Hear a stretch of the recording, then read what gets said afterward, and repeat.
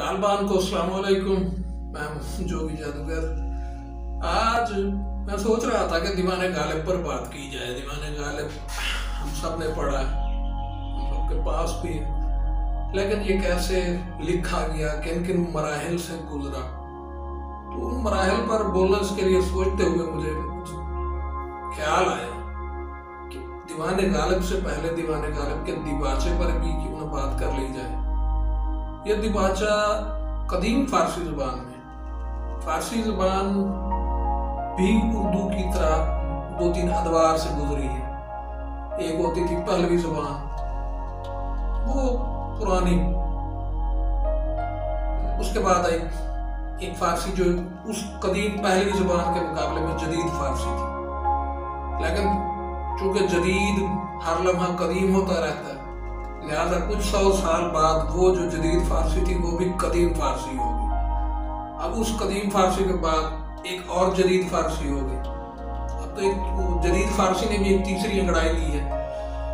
तो गालिब ने जो सबसे पहली जो फारसी की पहली जनरेशन थी, फर्स्ट जनरेशन फारसी, उस ज़बान में गालिब ने अपने दीवाने गालिब का दिबाचा लिखा था।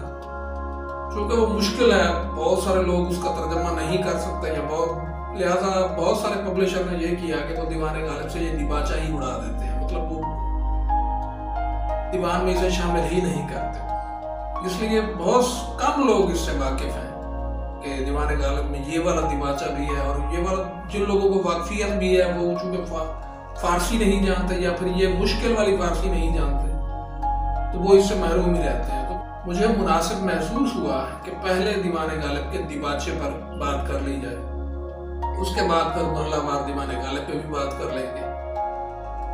तो पेश खिदमत है दीवाने गालिब का दिबाचा और उर्दू तर्जमा। दिबाचे में गालिब लिखते हैं, मशाम शमीम आशनाया रासलाग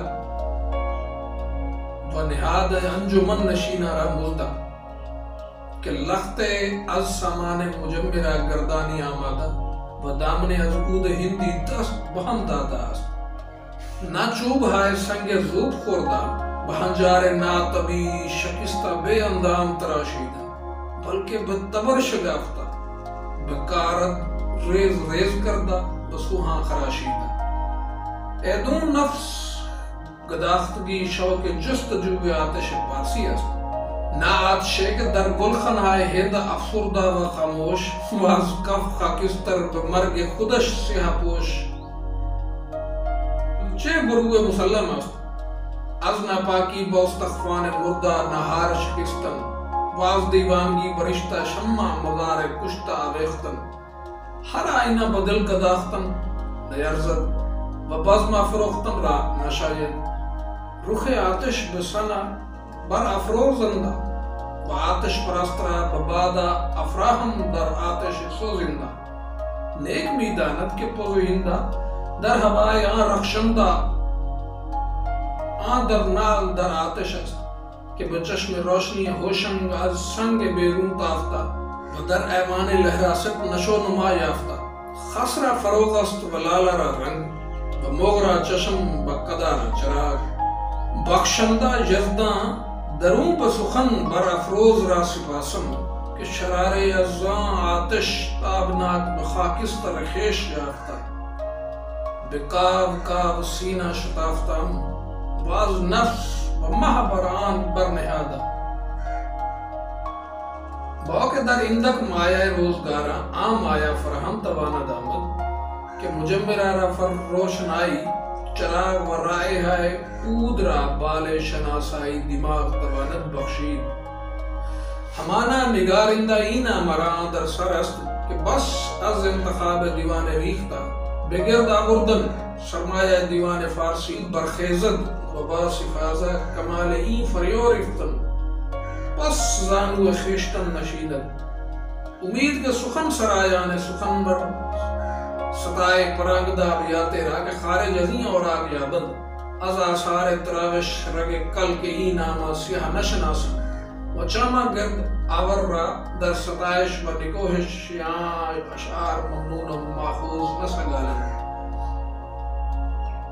یا رب این بوئے ہستی نہ شنیدہ از نیستی بے پیدائی نہ رسیدہ یعنی نقش بے ضمیر آمدہ نقاش کہ بے اسداللہ خان موسوم بب مرزا نوشہ معروف بب غالب متخلص است چنانکہ اکبر آبادی مولد و دہلوی مسکن است فرجام کار نجفی مدفن نیز باد فقط 24 شہر ذیقعدہ 1248 ہجری بمطابق 14 اپریل 1833 عیسوی۔ اب اس کا اردو ترجمہ مولانا فرمائیے۔ ترجمہ بلکہ اس کو ترجمانی کہنا زیادہ بہتر ہوگا۔ خوشبو آشنا دماغ کو دعوت دی جا رہی ہے اور محفل نشینوں کی طینت کو خوشخبری سنائی جا رہی ہے کہ آتش دان میں خوشبو کے لیے عود جلانے کا کچھ سامان دستیاب ہوا ہے اور کچھ عود ہندی بھی ہاتھ آ گئی ہے۔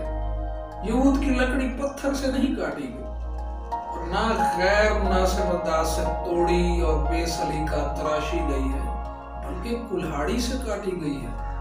چاقو سے مناسب طریقے سے اس کے ٹکڑے ٹکڑے کیے گئے ہیں اور ریتی سے باقاعدہ تراشی گئی ہے۔ اب جذبہ شوق آتش پارسی کی تلاش میں اتنی تیزی سے رواں دواں ہے کہ اس کی سانس پھول رہی ہے۔ اس آتش کی تلاش میں نہیں جو ہندوستان کے پہاڑ میں بجھ چکی ہو اور مٹھی بھر راکھ میں تبدیل ہو کر اپنی فنا پر دلالت کرتی ہے۔ ناپاکی کی وجہ سے مردہ ہڈی سے اپنی بھوک ختم کرنا، بھوک مٹانا اور دیوانگی کی بنا پر مزار کے بجھے ہوئے چراغ کے تار سے لٹکنا اس پر مسلم ہے۔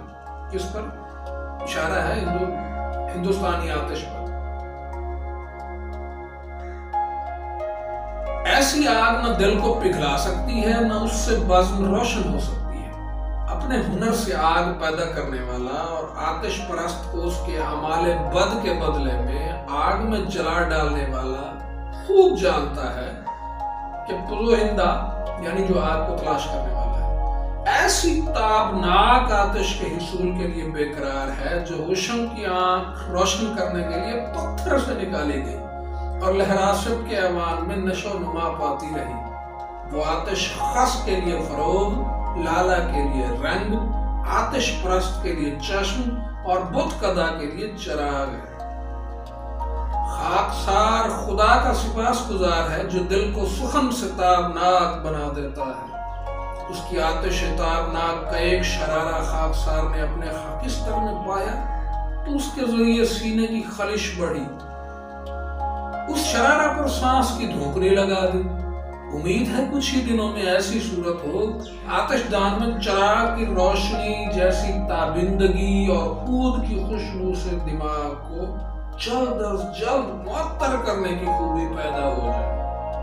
اب راکن کی آرزو ہے کہ اردو دیوان غزلیات کے انتخاب کے بعد فارسی دیوان جمع کرنے کی طرف توجہ ہو اور اس طرح کمال حاصل کرنے کے بعد پاؤں سمیٹ کر اطمینان سے بیٹھ جاؤں۔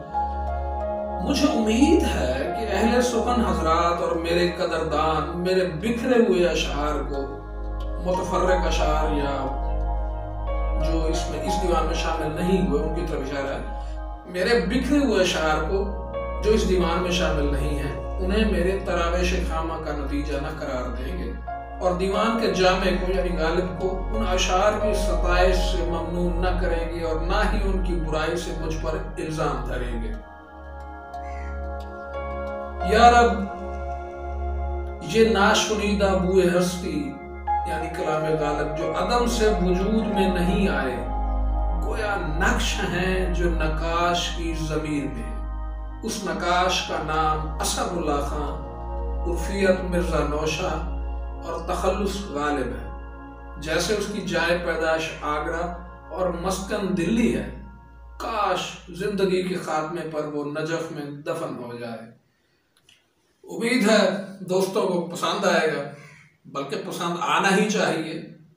جنہیں پسند نہ آئے وہ اپنا ذوق اور اپنی سمجھداری کو ذرا وسیع کریں۔ انشاءاللہ دیوان غالب کا قصہ لے کر آپ کے سامنے جلدی حاضر ہوں گے۔ تب تک اس سے لطف اندوز ہوں۔ اللہ حافظ۔